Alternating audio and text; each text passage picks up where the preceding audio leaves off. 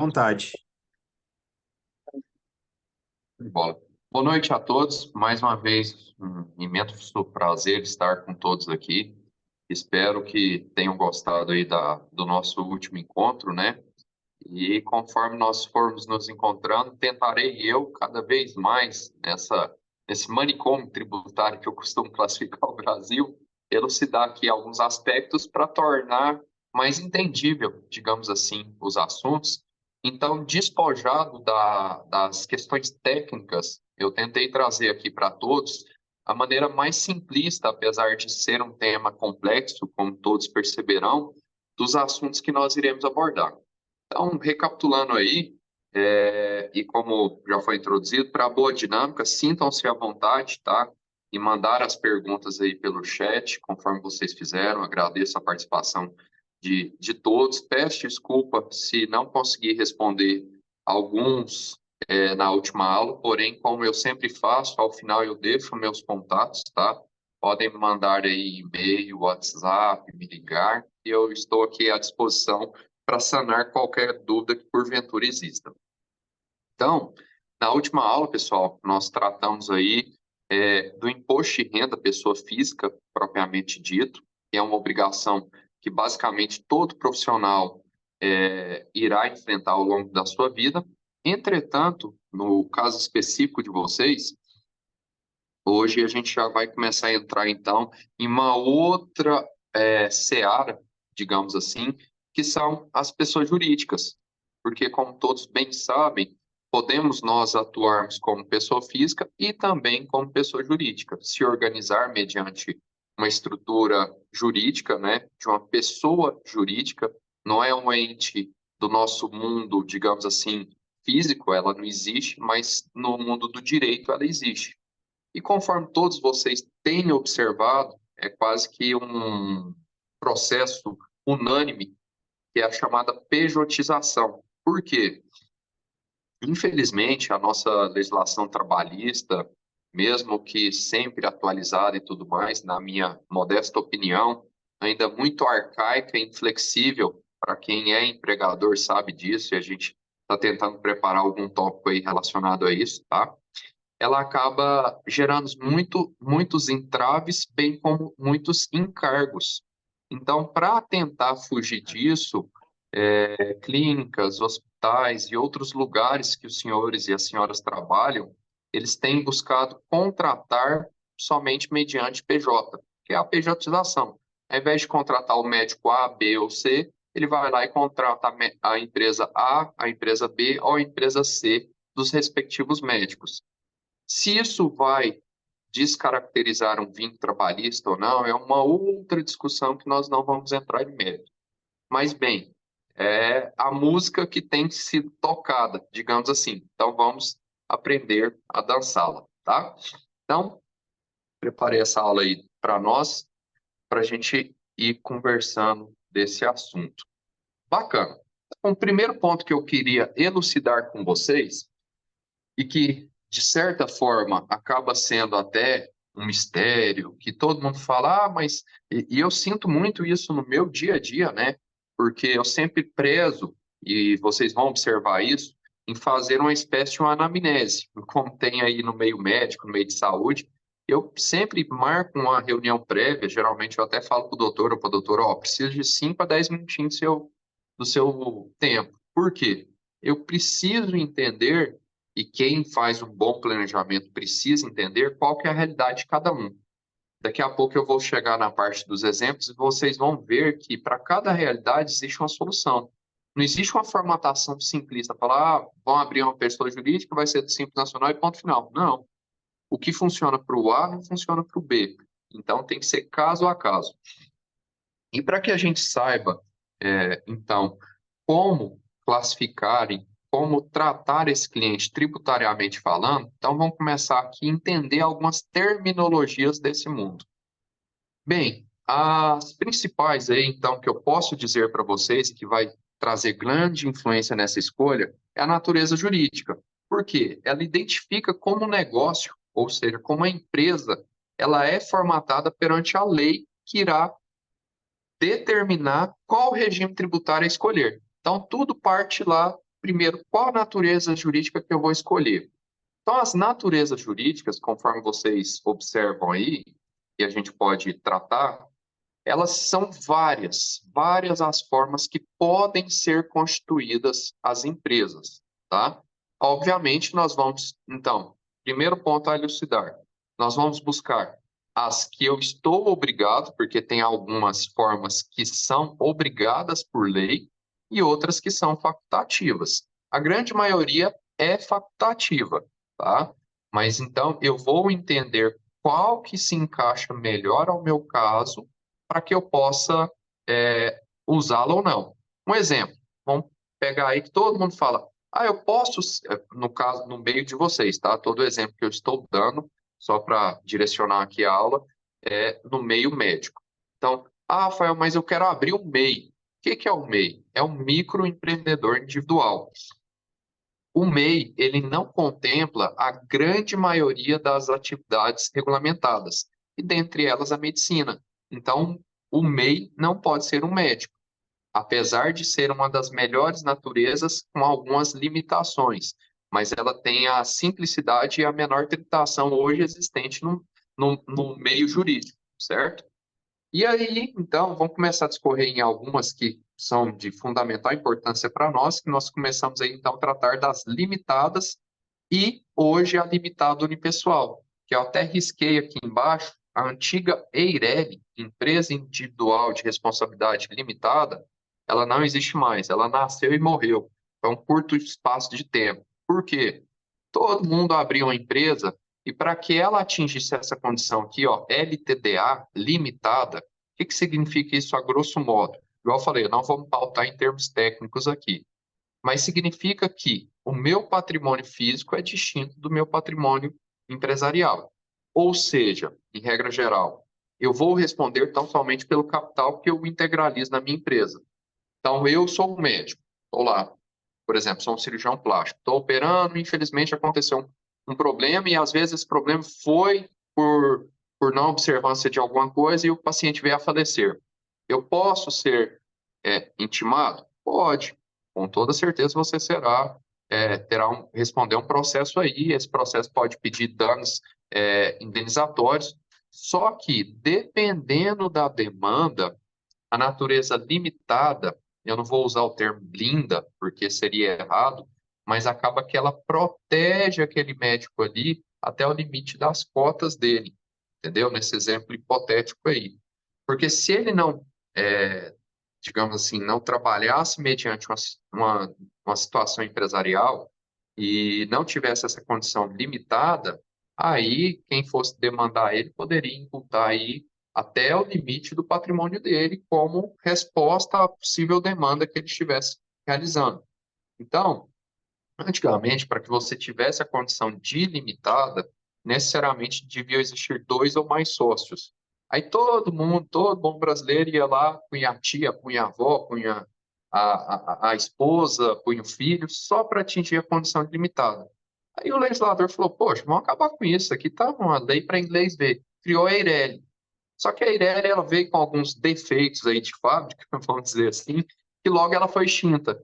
E hoje está em voga a limitada unipessoal, ou seja, é uma empresa de um único sócio com todas as premissas de uma limitada. Essa aí é o meio mais usual que nós vemos. E no meio de vocês também, vocês vão encontrar muito essa aqui, ó, a sociedade simples, que são as sociedades de caráter intelectual, que elas estão regimentadas ali, se eu não tiver salvo maior juízo, lá no artigo 966 ou 996, depois eu vou verificar corretamente, falar para vocês do Código Civil, que trata aí das atividades intelectuais, que são aquelas que não necessariamente têm a característica empresarial. Então, qual que é a premissa básica dela? Vocês, médicos, qual que é a característica básica do serviço de vocês? A intelectualidade. É o serviço que vocês desenvolvem, ele é basicamente um serviço científico, né? Vocês estudaram para isso, vocês usam regras da ciência para obter o serviço de vocês. Então, por esse motivo, algumas sociedades médicas podem ser classificadas como sociedade simples. Ué, Rafael, mas então qual que eu escolho? Na nossa próxima aula, que eu vou tratar de um assunto muito importante para quem já é PJ, que a gente vai entrar na seara dos benefícios tributários, isso aí faz total diferença. Que, por exemplo, se eu trabalho como uma sociedade limitada, eu posso requerer talvez uma equiparação hospitalar. Se eu sou uma sociedade simples, eu posso pedir um ISS fixo. Ou seja, são redutores tributários. Mas tudo isso começa da escolha da natureza tributária da minha empresa. Então, quando vocês verem lá no CNPJ, limitada, sociedade simples, MEI, cooperativa, então entendam vocês que nós estamos falando sobre a natureza jurídica da empresa.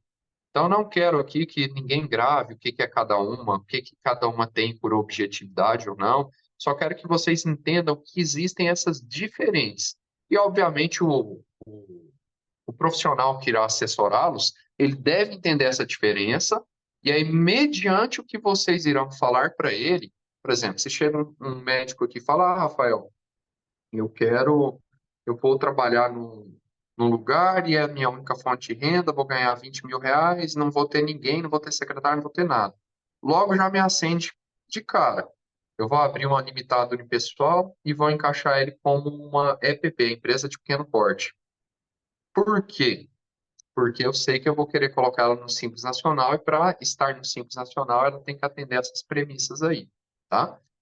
Então, eu quero que vocês entendam que nós temos a natureza e nós temos o porte. São duas coisas distintas, porque eu vejo muito isso chegar aqui. Rafael, mas eu quero abrir uma ME. Todo mundo fala só da ME, porque pensa logo, microempresa, então vai ser mais fácil e vai ser menos onerosa. Depende. Então, primeiro falamos da natureza. A natureza, vamos classificar aqui, então, a grosso modo, é como que juridicamente eu vou reconhecer a minha empresa perante ao registro que eu irei dar a ela, tá? O porte, ele está diretamente relacionado ao faturamento, tá? Sendo que as ME, microempresas, são aquelas que faturam até 360 mil por ano. As EPPs, empresas de pequeno porte, entre 360 e 4,8 milhões, e as demais são as que faturam acima de 4,8 milhões, ou tem alguma condição dessa natureza jurídica que classifica ela como demais. Querem um exemplo? Deixa eu abrir aqui para vocês, só para vocês entenderem. Quer ver? Aí, gente do céu. Agora eu vim aqui. Opa, eu só. Pronto. Agora eu não consigo ir para o lado aqui porque. Deixa eu só. Parou aqui. Pronto. Querem um exemplo? Deixa eu pegar aqui que eu preparei a tela aqui para vocês, só para vocês verem um negocinho aqui rapidinho. Vou colocar aqui em tela. Tá aí. Deixa eu colocar aqui na tela para vocês. E aí vocês vão entender o que que eu estou dizendo, só para vocês se situarem. Só um minutinho. Estou abrindo aqui e fazer o compartilhamento da minha tela. Vou parar essa aqui e deixa eu compartilhar aqui uma outra tela. Um minutinho. Share screen. Aqui.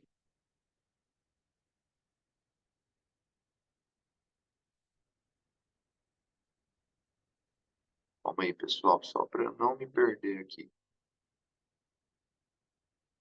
Pronto. Esse aqui, só para vocês entenderem, então, o que que nós estamos falando, observem vocês que eu trouxe aqui em tela o CNPJ da AMG, Associação Médica de Goiás. Observem vocês que o Código de Descrição da Natureza Jurídica, que é esse que eu estou grifando aqui agora em tela, ela está classificada, então, como associação privada. Observem vocês que ela não é nem limitada, ela não é MEI, não é EIRELI, não é nada. Ela é uma associação privada. É uma forma de constituição jurídica, tá? Ou seja, é uma associação de pessoas sem fins lucrativos. Todo o dinheiro arrecadado é necessariamente reinvestido nos atos da associação. Essa é uma das premissas básicas. Então, a natureza jurídica que a AMG foi constituída é uma associação privada. Aqui está suprimido, mas é uma associação privada sem fins lucrativos, tá? E se vocês vão verificar lá no cabeçalho, o porte. Ela está classificada, então, como demais. Ou seja, a AMG ela nem faturamento tem, ela tem a arrecadação, é diferente de faturamento, tá? Então, ela é classificada como demais. Então, entendam vocês que a natureza jurídica, aí deixa eu voltar aqui para a minha apresentação, só para vocês entenderem. Share screen. Aqui. Tchim. E aí eu já vou.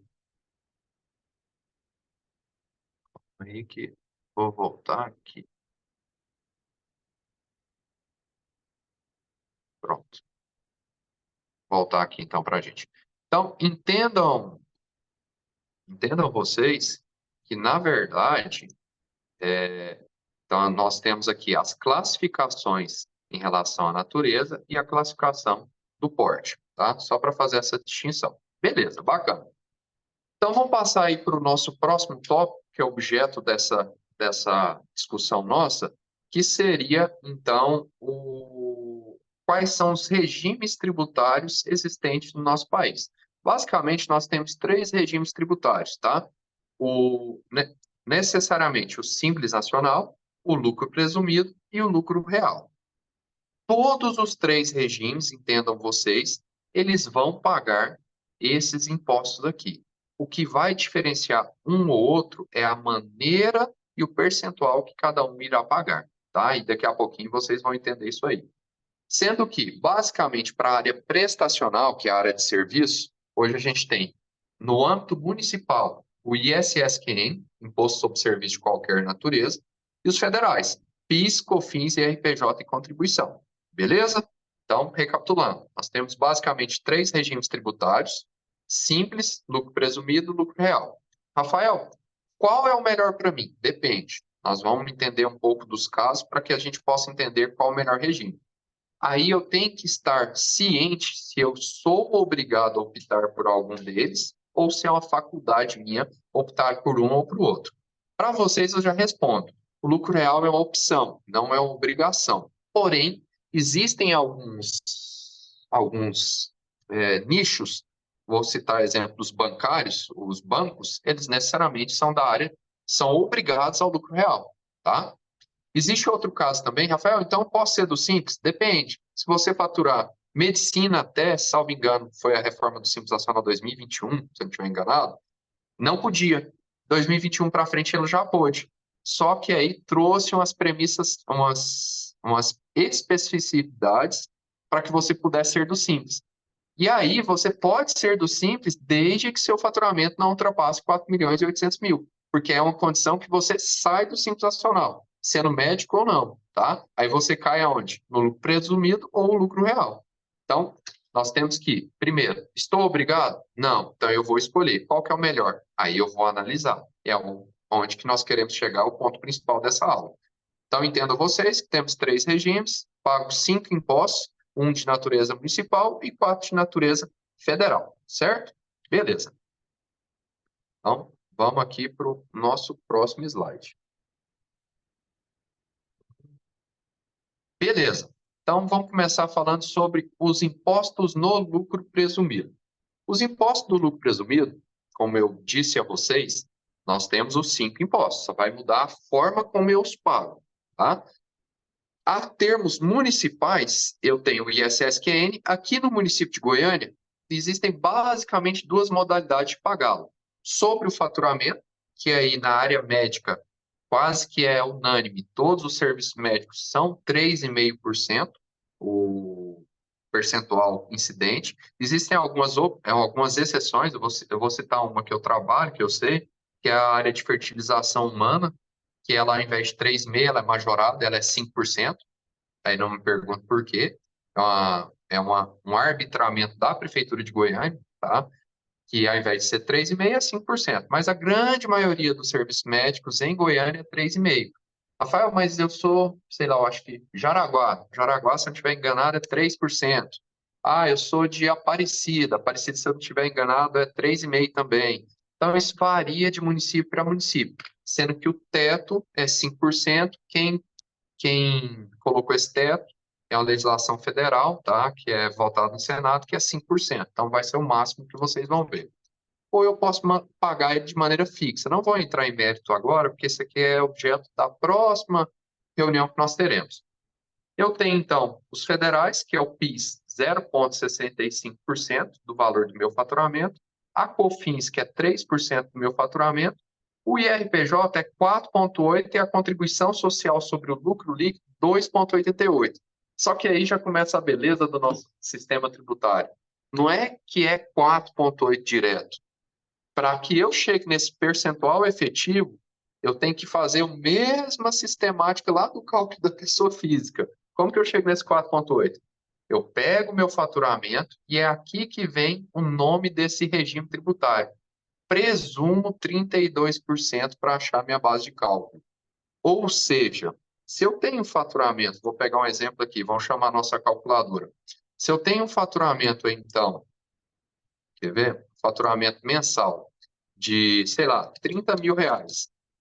Eu vou presumir uma base de cálculo de 32%, então 9.600 é a minha base de cálculo.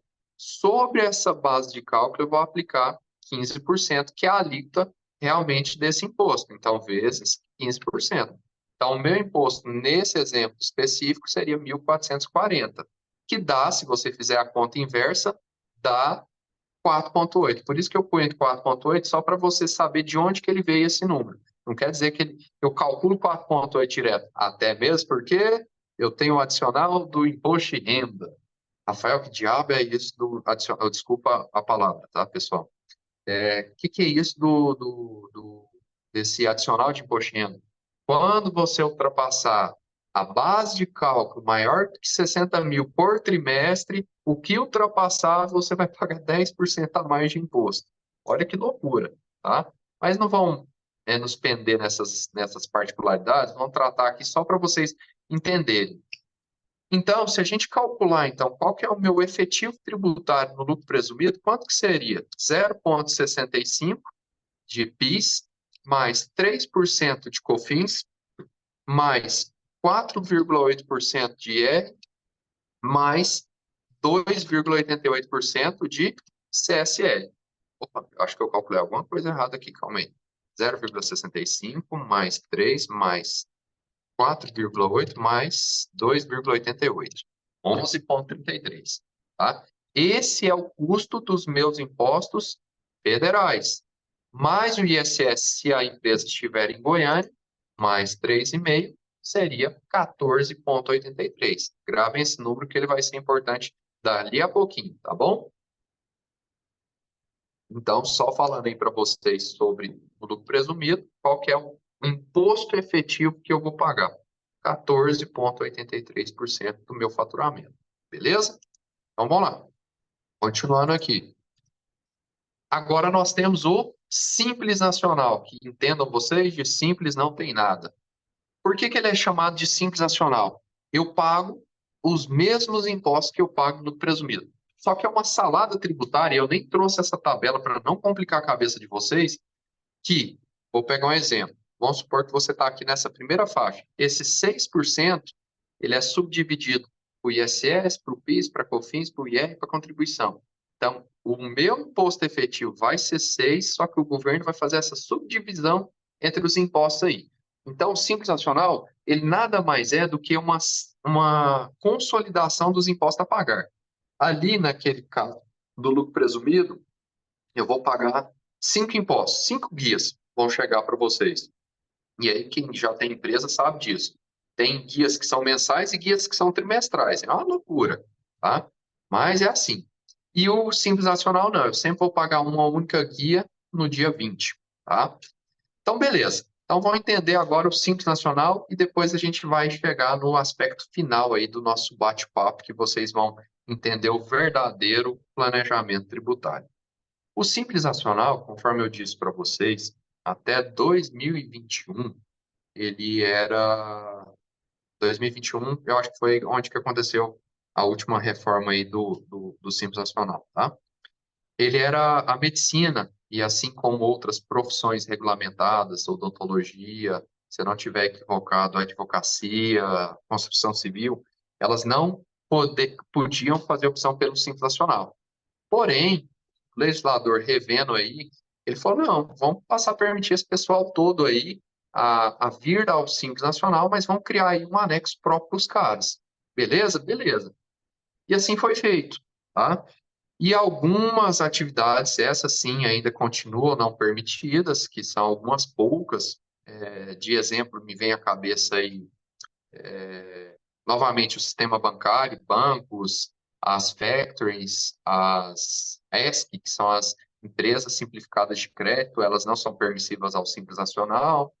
Algumas áreas da parte imobiliária, quando você fala de incorporação e outras mais, não são permitidas, né? Mas a grande maioria hoje das atividades são permissivas ao Simples, inclusive a medicina, tá? Só que, igual eu falei para vocês, eles criaram um anexo específico para medicina. Entendam vocês que o Simples Nacional tem 5 anexos. O anexo 1 e o anexo 2, eu sempre me confundo, tá? Um é para comércio, o outro é para indústria. Se eu não estiver enganado, o 1 é para comércio, o 2 é para indústria.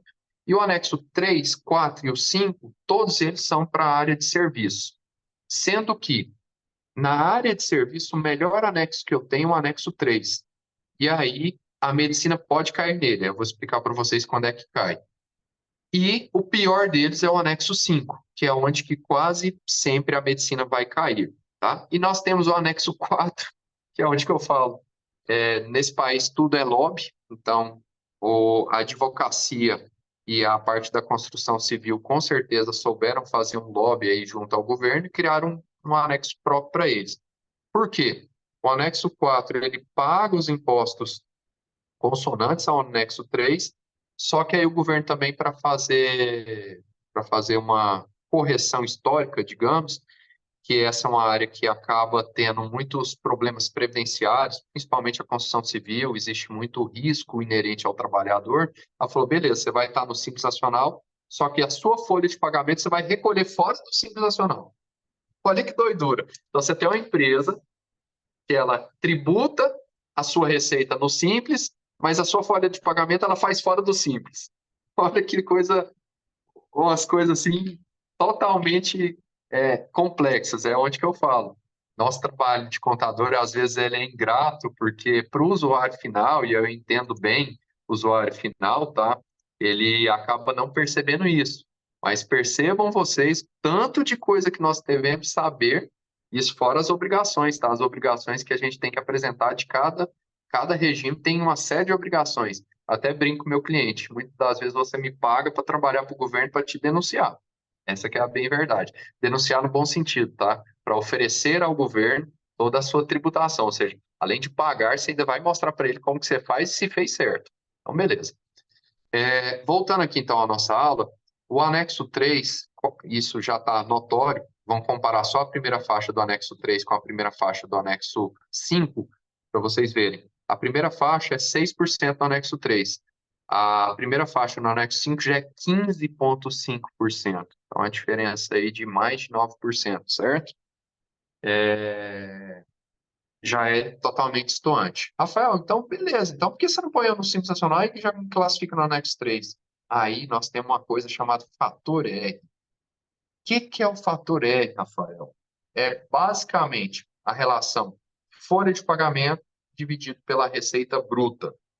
Ou seja, se essa relação minha, o resultado dela, for maior ou igual a 28%, eu estou no anexo 3. Se essa relação for menor ou igual ou for só menor do que 28%, eu estou no anexo 5. Mas por que isso? É óbvio. O que o legislador quis criar com isso? Beleza, empresa de medicina que tiver muito empregado, estiver gerando emprego, a gente vai dar aí um benefício para ela, vamos levar ela para o anexo 3. Ah, é só um médico, está gerando só renda? Vamos majorar o cara. Isso é, na minha concepção, na minha, novamente, opinião pessoal, tá? Errado, mãe. Se o médico está fazendo dinheiro, está ganhando dinheiro, como se diz, se não exige que ele empregue outras pessoas, ótimo, benefício dele, ele estudou para isso, mas o legislador não entende assim. Então, para corrigir essa distinção, para saber se você estará no anexo 5 ou no anexo 3, você, então, tem que ver essa condição do fator R na sua empresa. Então, mais uma vez, é bem simples o cálculo. Vamos supor que a sua empresa tem um faturamento de R$ 30.000, vezes 28%, a minha relação folha-receita, eu tenho que ter 8.400. Traduzindo isso, significa que, se eu faturar R$ 30.000, eu tenho que ter uma folha de pagamento, e dentro dessa folha, compreendam vocês que eu estou tratando de salários mais encargos, ou seja, mais o FGTS, 13º, férias. Essa somatória da minha folha, que eu chamo de folha salarial, tem que ser maior ou igual a R$ 8.400. Daqui a pouquinho vocês vão entender esse cálculo na prática, tá bom? Só queria que vocês entendessem, então, que eu tenho, para a medicina, dois anexos. Anexo 3 ou anexo 5. Sendo que, para estar em um ou em outro, eu primeiro tenho que fazer o meu fator R, para saber se meu fator R for maior ou igual a 28%, eu caio no anexo 3. Se meu fator R for menor do que 28%, eu caio no anexo 5. Tranquilo? Então, continuando aqui, vamos então, mediante um exemplo hipotético que eu trouxe em tela, tratar aqui, bem, vamos então tratar nosso exemplo, e eu vou até pegar uma caneta aqui agora para ficar mais fácil. Vamos, então, entender o que é um planejamento tributário. Lembra vocês que eu disse lá no início, comecei a elucidar, então, para vocês quais são as naturezas jurídicas, quais são os portos, quais são os regimes tributários, para que vocês entendessem que, no caso da medicina, tudo é optativo. Porém, eu tenho que já fazer a escolha, e essa escolha ela é muito importante, só para vocês terem noção. Por exemplo, Simples Nacional. Eu posso optar pelo Simples? Posso, quando eu constituo a empresa ou em janeiro de cada ano. E essa opção ela é irretratável, tá? Ela é para o ano todo. Então, se eu fiz um mau planejamento tributário, eu vou passar um ano pagando impostos desnecessários. Vocês vão entender o, o grau de impacto disso agora na prática. Então, vamos pegar aqui os parâmetros. Vamos pegar aqui os parâmetros que eu trouxe aí para o nosso exemplo. Quais são os parâmetros? Eu trouxe aí para a gente que eu tenho uma empresa cujo faturamento seja 20 mil por mês, tá? 20 mil por mês, aí eu já começo a imaginar. Vamos calcular aqui junto comigo. 20 mil por mês, qual que é o fator R dessa empresa? Lembra que eu falei para vocês que é 28% fator R? Então, vezes 28%, eu tenho que ter um fator R de R$ 5.600, para atender a condição de... Qual a condição que eu falei para vocês? Cair no anexo 3. Porque se eu não atingir aquela condição do fator R, eu caio aonde? No anexo 5, beleza? Então, voltando aqui. Se eu tenho uma empresa que vai faturar 20 mil por mês, eu tenho um fator R de 5.600. E vamos supor que esse médico aí, para a operação dele, ele tem aí, então, uma secretária.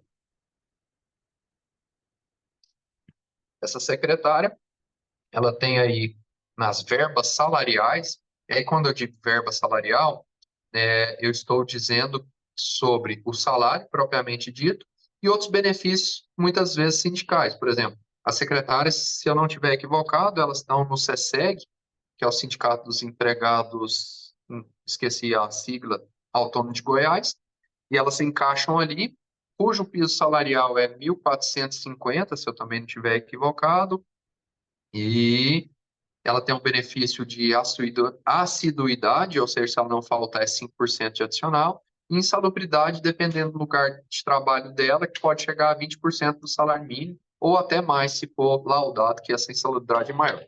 Mas, em resumo geral, e dado aí nosso contexto, normalmente as verbas salariais de uma secretária vão girar em torno de R$ 2.000 por mês. E lembra vocês que eu disse que para computar o fator R, eu somo não só as verbas salariais, mas os encargos? E aqui eu considerei 20%, por quê? É 8% de FGTS e aí a gente também leva em conta 13º e férias. E é importante elucidar, para ficar mais legal ainda nosso cálculo, esse cálculo ele não é mensal. Esse cálculo ele é baseado na média aritmética dos 12 últimos meses. Então, todo mês, o contador, é lógico que a gente também tem programa já automatizado para isso, mas a gente tem que fazer a inserção correta dos dados, né?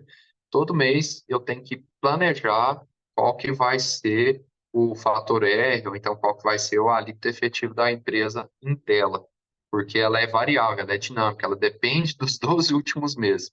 Mas, em resumo, eu considerei, então, 20%, só que é uma mediana aí. Então, somado as verbas salariais mais os encargos por fator R, então eu teria aí de custo total de folha salarial aproximadamente 2.400. Beleza, esses são os parâmetros do nosso exemplo. Se eu fosse tributar essa empresa pelo lucro presumido, ou seja, abrir a empresa lá, tá bonitinha, eu vou pedir a opção dela pelo lucro presumido. Essa opção, igual eu falei para vocês, ela é uma opção anual, ela é irretratável, tá? Ela vai acontecer para o ano todo. Existem algumas, vamos dizer artimanhas, mas existem algumas formas de tentar alterar isso ao longo do tempo, mas nem sempre é permissivo ou é o correto, tá? Então, vamos tratar ela como irretratável. Então, se eu tributasse essa empresa pelo lucro presumido, quais seriam os meus tributos? Meu faturamento, 20 mil, vezes 14,83. Rafa, onde você tirou esse 14,83? Lembra que eu disse lá no lucro presumido para vocês? Vamos voltar aqui para a gente ver, rapidinho. O lucro presumido, então, quais são os impostos incidentes? 0,65 de PIS, 3 de COFINS, 4,8 de IR, 2,88. Somados, quanto que dá? 14,83. Então, dá os 14,83 nosso cálculo. Então, a termos tributários, ou seja, o imposto devido pelo meu faturamento de 20 mil, quanto que eu vou pagar? 2.966. Só que lembra que eu disse que eu tenho uma secretária? Então, essa secretária, para a empresa do lucro presumido, eu ainda tenho que pagar o INSS dela. E no lucro presumido, e aqui é só a média também, porque isso aqui vai variar de empresa para empresa, tá? Eu ainda tenho o INSS e tem ainda outras partes aí que eu vou chamar de setor S, não sei o quê, mas não vou entrar nessa área, porque isso aqui é só um exemplo hipotético, só para vocês captarem a intenção do planejamento tributário. Vou pagar 20% de INSS, então mais R$ 400. Esse aqui, somado com esse aqui, dá o quê? Esse aqui. Então, minha empresa faturou 20 mil, tem uma secretária com 2 mil de verbas salariais, quanto que eu gastei naquele mês? 3.366. Beleza? Todo mundo entendeu? Ok. Rafa, mas você me disse que essa empresa também pode estar no Simples, não pode? Pode estar no Simples. Inclusive, pode estar no Simples no anexo 5 ou no anexo 3. Então, vamos supor que eu não observei, não fiz distinção do, do fator L, e conforme vocês observam, eu só atingi 2.400. Eu precisava atingir quanto? 5.600. Então, necessariamente, nessa condição, minha empresa estaria no anexo 5, certo? Beleza. Novamente, qual que é o meu tributo? Ou seja, o imposto devido pelo meu faturamento, pela minha receita. Aqui agora, eu já trouxe esse número pronto, mas, novamente, o cálculo ele é dinâmico, tá? Esse cálculo, observem vocês que 20 mil por mês é a mesma coisa que 240 mil. Felipe, cuidado para você não riscar minha tela aí, menino. Observe vocês que 240 mil ele estaria encaixado aqui, ó, na segunda faixa, certo? Se ele está encaixado na segunda faixa, seria 18%? Seria se ele tivesse na alíquota máxima dos 360. Mas lembra vocês que eu disse que o cálculo ele é dinâmico? O que significa que ele é dinâmico? Ele pega os 12 últimos meses. Em resumo, para chegar nesse exemplo hipotético aqui para vocês, eu já fiz uma simulação no meu programa, tá? E sei que uma empresa ela faturar invariavelmente 20 mil todos os meses, o percentual dela vai ser 16,25. Então, 20 mil vezes 16,25 dá 3.225 de tributo. Porém, aqui já começa a entrar alguns benefícios. quem é do Simples Nacional, a parte patronal do INSS, que é esses 20% aqui, ó, esses 20% não paga, é zero. Então, por consequência, o INSS da minha secretária, quanto que vai ser? Zero. Então, novamente, esse somado com esse vai dar esse. Olha só, por uma besteirinha aqui, eu já fiz uma economia tributária, que aqui eu não estou levando em consideração só o meu tributo do faturamento. Eu estou considerando que nesse exemplo hipotético eu tenho uma secretária, certo? Então, só nessa besteirinha, essa besteirinha aqui, 3.225 menos 3.366. Então, eu já economizei R$ 141 por ano, já deu 1.692. Já dá para a gente ter uma economia aí, já dá um presente melhor para nossa namorada, nosso namorado aí no final do ano, né? Então, olha só vocês, é a mesma empresa, os mesmos parâmetros, só a classificação dela que foi diferente, beleza? Agora, então, vamos tratar aqui, para a gente entender, da empresa enquadrada aí no anexo 3, tá? Novamente, as mesmas, deixa eu até apagar aqui, para ficar mais fácil a elucidação do nosso exemplo aí, os mesmos parâmetros para o mesmo exemplo. Só que agora eu vou jogar ela para o anexo 3. Como? Vou mostrar para vocês agora como que eu vou jogar ela para o anexo 3. Beleza. Novamente, tributos. 20 mil, só que agora vai ser 7,3 ao invés de 16,25. Vamos voltar lá. Novamente, aqui também eu vou cair na segunda faixa.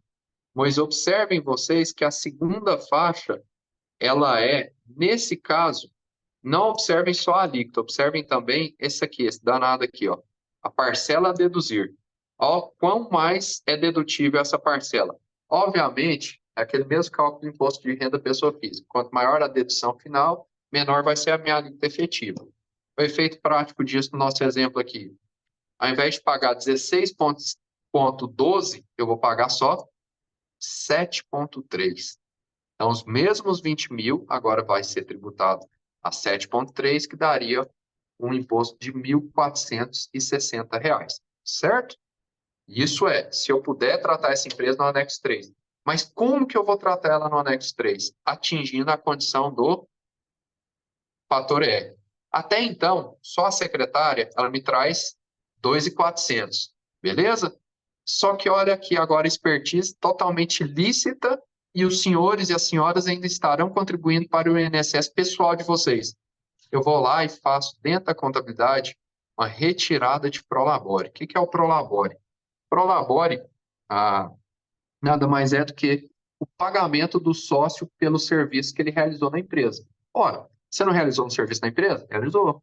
Então, você pode auferir um Prolabore, aí a gente remete lá na aula passada, quanto que pode ser esse Prolabore? Entre um salário e o teto, que é 7.786, ok? Nesse caso, eu vou fazer uma retirada de Prolabore de 3.200. Mas por que 3.200, Rafa? Por isso aqui, ó. Eu já tinha os 2.400 que a secretária me dava, certo? Se eu tenho mais 3.200 do Prolabore, eu já atingi a condição dos 5.600. Concordam comigo? E olha que esse Prolabore, na verdade, ainda poderia ser um pouco menor. Por quê? Eu ainda não computei nessa soma aí esses 11% aqui, ó. Então, meu Prolabore poderia ser até menor, que eu ainda ia atingir a condição do fator R, os 5.600. Então, lancei o Prolabore. Quanto que eu vou pagar de INSS da minha secretária? Continua sendo zero. Por quê? A parte patronal do Prolabore, da secretária, continua sendo zero. 0% de alguma coisa é zero. Só que aí o Prolabore, não. O Prolabore eu pago 11%. Se fosse uma empresa que não fosse do Simples Nacional, eu pagaria 31%.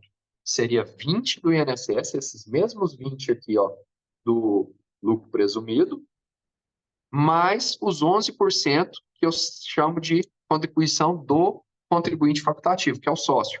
Ou seja, 20% da empresa, a parte patronal, e mais 11% do sócio. Só que no Simples eu não pago esses 20%, eu pago só os 11%. Ou seja, esse Prolabore, o custo real dele é R$ 352. Então, somando 1.460, que é o meu tributo, mais os 352, que é o do meu Prolabore, olham só vocês quanto que eu paguei ao total de todas as custas da minha empresa. R$ 1.812. Olha a diferença para o primeiro cenário. 3.366 menos 1.812 dá 1.554 por mês. Vezes 12, 18.648. Já compra a passagem para a Europa, não compra? Por um planejamento tributário. Isso no exemplo simplista de uma empresa com faturamento até 20 mil, tendo uma secretária. E digo mais, observem vocês outro benefício que eu já disse, mas eu vou frisar aqui para vocês. Eu estou fazendo aqui, ó, inclusive, um Prolabore. Estou contribuindo para Previdência ainda.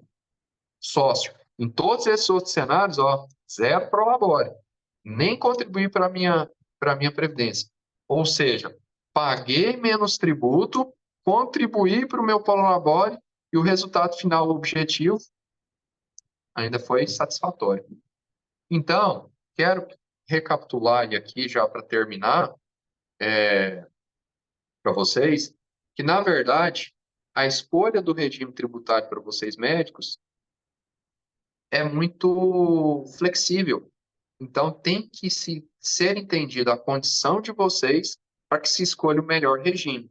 Porém, para que se escolha o melhor regime, eu tenho que primeiro entender quais as premissas que me permitem o regime ou me trazem a obrigação da inserção ou não no regime, para só então entender quais são os impostos, para só então, depois de tudo isso, fazer um planejamento tributário. Então, isso aí é muito sutil e é muito particular. Mas observem vocês que não aceitem soluções prontas. Aquela pessoa que você só falou, ligou para ele, falou, precisa abrir uma empresa, e o cara só pediu seus dados e abriu, já começa a desconfiar. Por quê? Se ele não te perguntou qual é a sua realidade, o que você vai fazer, ele não está preocupado em qual vai ser o melhor regime que vai se encaixar. Muitas das vezes ele vai te mandar para o regime mais fácil, que às vezes, não digo sempre, é o Simples Nacional, tá? Mas às vezes nem sempre é. Muito raramente você vai ver uma empresa de medicina no lucro real. Por quê? É bem simples o cálculo. Se a margem de lucro for maior do que 32%, e aí geralmente é a margem de lucro de vocês, o lucro real quase nunca vai ser satisfatório. Então, assim, sempre vai permear lucro presumido ou Simples Nacional. Isso vai depender muito da realidade de vocês.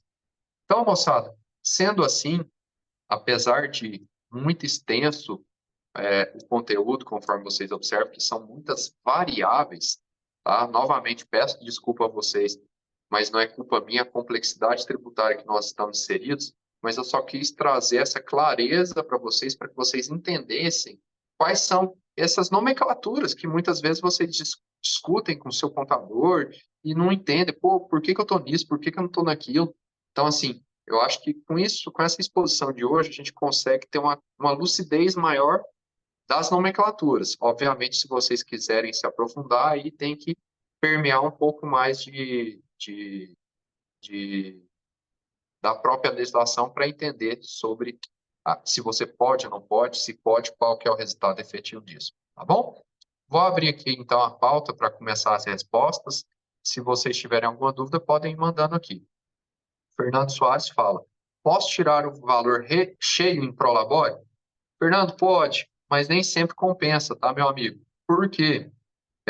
Se vocês tiverem dúvida também, quiserem falar, expor, levantem a mão aí que eu paro aqui e vocês abrem a fala, tá bom? Poder pode, Fernando, nada te impede, só que aí você tem dois prejuízos. Primeiro que, se você tratar tudo como Prolabore, você vai ter uma retenção gigantesca de imposto de renda retido na fonte. E segundo, você vai ter uma tributação gigantesca no seu imposto de renda. Então, o que eu, Rafael, geralmente faço e recomendo? Tem o Prolabore necessário e até o limite do teto, acima disso, distribuição de lucro. Por quê? A distribuição de lucro de 96 até a atual conjuntura, ela é isenta de imposto de renda, tá? Existe aí uma briga constante do Senado querer voltar a isso, mas por enquanto a distribuição de lucro ela é isenta. Então, por esse motivo, eu não recomendo fazer cheio, apesar que, respondendo a sua pergunta, pode ser cheio. A Jéssica falou, tem a mesma dúvida do Fernando, eu acredito que tenha respondido. né? Então, pode fazer, mas não é satisfatório, tá? Isso aí vocês forem, pô, fazer essa conta que eu fiz aqui, essa conta passada aqui, vocês vão chegar a entender que não é satisfatório, ok? O Felipe Costa, até pode, mas se aumentar o prolabore, você aumenta o imposto a pagar devido... Isso aí, Felipe, é mais ou menos isso. Você entendeu perfeitamente. Então, o objetivo do prolabore para o nosso planejamento é atingir a condição do fator R, dos 28%, para que eu possa cair no melhor cenário tributário que minha empresa possa se encaixar. Esse aí é o raciocínio mesmo, tá? A Priscila Martins. Boa noite. Em relação ao anexo 3, o INSS sempre será zero? Sim, Priscila. Todas as empresas encaixadas no Simples Nacional, desde que não estejam no anexo 4, que é aquele anexo específico da advocacia e da construção civil, tá? Ela não terá a parte patronal do INSS, ou seja, vai ser zerado. Por isso que tem algumas pessoas que fazem aí uma artimanha, não é legal do ponto de vista da lei, de criar a empresa, o hospital, a clínica, tem lá os objetos sociais de atendimento e tudo mais, fazem as operações dentro dela, mas os funcionários eles pegam e criam a empresa do Simples Nacional e jogam os funcionários tudo lá. Por quê? Para não pagar o INSS. É errado, não é certo, mas tem gente que faz isso. Rolando Gutierrez, tem um limite de valor que dá para usar para o labore? Rolando, não. Igual eu disse para vocês, existe o mínimo, que é o salário mínimo, e existe o teto máximo para a contribuição de INSS, que seria 7.786, se eu não estiver enganado. Mas você também pode tirar um prolabore acima do INSS. Só que aí cai naquela condição da resposta que eu acabei de dizer, que não é satisfatório, porque aí você vai ter uma incidência muito grande de imposto de renda que não tem sentido algum você pagá-lo, entendeu? Porque, ora, qual é a premissa do Prolabore? Contribuir para o Previdenciário, INSS. Ora, se eu já contribuí para o teto, para que eu vou tirar mais como Prolabore? Aí é besteira, é jogar dinheiro fora, entendeu? Leonardo Rezende. A justiça não estava acabando com essa lei de SA de não afetar os capitais pessoais do sócio? Sim, Leonardo, é aquilo que eu disse, tá? Eu trouxe uma generalidade e não quer dizer, inclusive, por exemplo, outro exemplo que isso aí não tá pressuposto na lei. Se você agir em dolo ou fraude, necessariamente essa condição da limitada cai por água. Então, assim, via de regra geral, existe essa segregação de patrimônio para que numa demanda judicial não seja roubado. Mas, vamos pegar aí, por exemplo, também o caso das Americanas.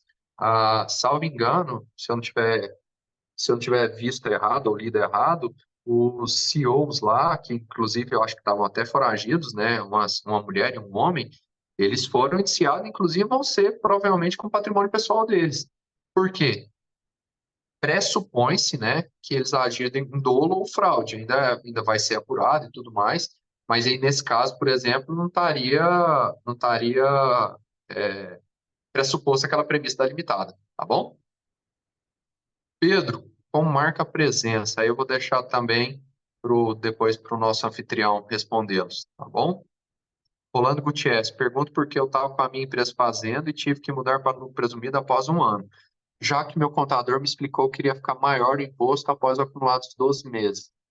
Rolando, eu só não entendi o que você... Ah, tá, é porque provavelmente, Rolando, é aquilo que eu te falei, seu contador, ele com toda certeza, ele deve ter chegado e feito essas contas que você até pode tirar o prolabore a mais, mas aí você estaria criando um problema futuro que é no seu imposto de renda de pessoa física, entendeu? Aí no seu imposto de renda de pessoa física, você ia estar causando problemão, porque aí beleza, vou voltar aqui que você vai entender um pouco melhor. Beleza, eu vou pagar meus tributos sei lá, a alíquota que você tivesse no anexo 3, vamos supor que seja 12%, 10%, mas aí eu vou jogar, como eu vou pôr tudo como prolabore para pessoa física, uma bucha aí de 27,5%. Então, por esse motivo, seu contador deve ter feito um planejamento tributário e aí ele deve ter te recomendado sair do simples e ir para o lucro presumido, porque você chegou numa condição que, mesmo atendendo o fator R, você estaria criando uma condição desfavorável para sua pessoa física. Por isso que eu tratei nossa aula, e aí já entra no aspecto engraçado, pessoa física versus pessoa jurídica. Eu jamais vou analisar uma coisa ou outra em separado. Elas sempre são consonantes e andam em conjunto, tá? Então tem que analisar os dois cenários para saber qual que é o melhor. Eu fiz toda essa aula aqui porque muitos de vocês estão sendo obrigados a se tornar PJ pelos lugares que vocês estão trabalhando. Mas a gente tem que analisar essa PJ se ela não vai inferir na minha pessoa física lá na frente. Não adianta eu resolver um problema. É o cobertor curto, né? Cobrir a cabeça e descobrir o pé ou vice-versa. Tá bom? Pedro, obrigado pelos elogios. Com toda certeza a gente prepara aí com extremo carinho aí para vocês, para que a gente possa acrescentar aí para vocês esse conhecimento e ajudá-los aí, novamente, que eu sempre brinco, esse manicômio tributário chamado Brasil. Tá bom? Obrigado a todos aí. Se porventura alguém tiver mais dúvidas, estou aqui à disposição. Foi ótimo, Rafael. Ótima aula. O pessoal que perguntou sobre a presença, só te atrapalhar aqui um pouquinho, a presença é contada pelo link que vocês entram, certo? Pelo tempo que vocês assistem a aula e pelo IP. Então, todo mundo recebe o link por e-mail, pelo e-mail cadastrado, você entra pelo seu link e assim é contada a presença. Mas demais, Rafael, para nós encerrarmos, dê seu boa noite e vamos nessa. Boa noite, pessoal. Tá aí, então, meus contatos, tá? Se permanecer mais alguma dúvida, sinta-se à vontade para chamar. Espero todos aí na próxima segunda-feira. Vai ser um prazer estar aqui com vocês novamente, trazendo aí novos tópicos aí para acrescentar e tentar ajudá-los aí nessa condição que o Brasil nos impõe. Ah, e só um pequeno detalhe: tudo isso que torço eu que todos tenham entendido, aprendido, absorvido, não se preocupem, 10 anos vai mudar isso aí, ou talvez até antes. Está vindo aí a reforma tributária.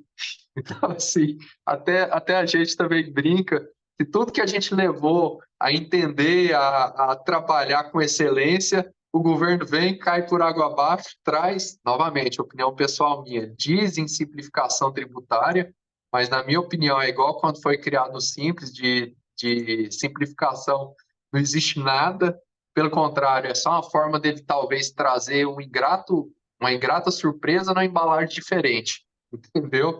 Porque, assim, na minha opinião, novamente pessoal, eu acho que os cenários tributários é aquela história, o governo vai tentar igualar o sarrafo para cima, ao invés de tentar melhorar e simplificar verdadeiramente, ele vai jogar o sarrafo para cima e jogar todo mundo para lá. Agora, vocês vão pular mais alto, negada, vamos embora. Então é isso aí, tá? Um abraço a todos. Um abraço a todos, boa noite, até a próxima aula.